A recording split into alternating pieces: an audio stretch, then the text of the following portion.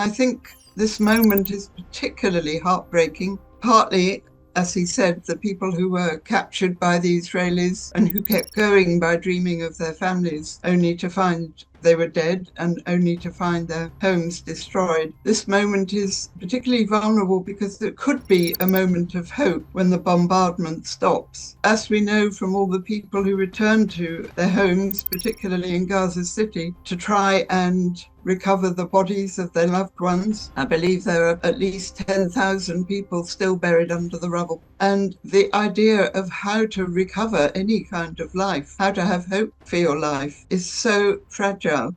And it's made much more fragile by what we've also been hearing about, which is the sheer punitiveness and sadism visited on the people of Gaza, continually visited on them by the Israeli army. The only thing that is really going to help Gaza heal, if it's possible, and the grief is overwhelming and the trauma will last for generations, it is the restoration of some sense that people can have agency. Part of trauma, one of the worst parts of trauma, is feeling powerless. Powerlessness is eroding and soul destroying. And of course, the aim of this genocide is to enter into the soul and destroy the soul of Palestinians and destroy their ability to, their collective identity and their ability to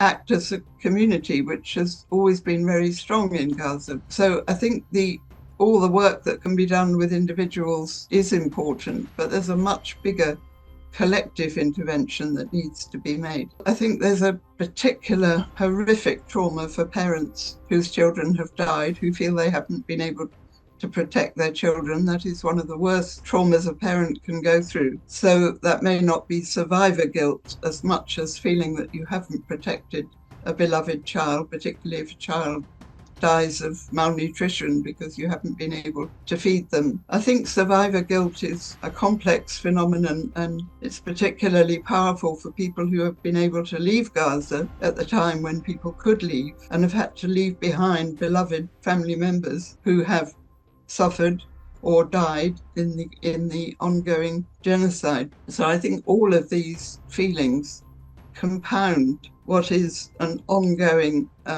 and absolutely a trauma of such magnitude that none of us could possibly cope with it. I think it's really important that we understand that what has been inflicted on the people of Gaza at the psychic as well as the physical level is unbearable.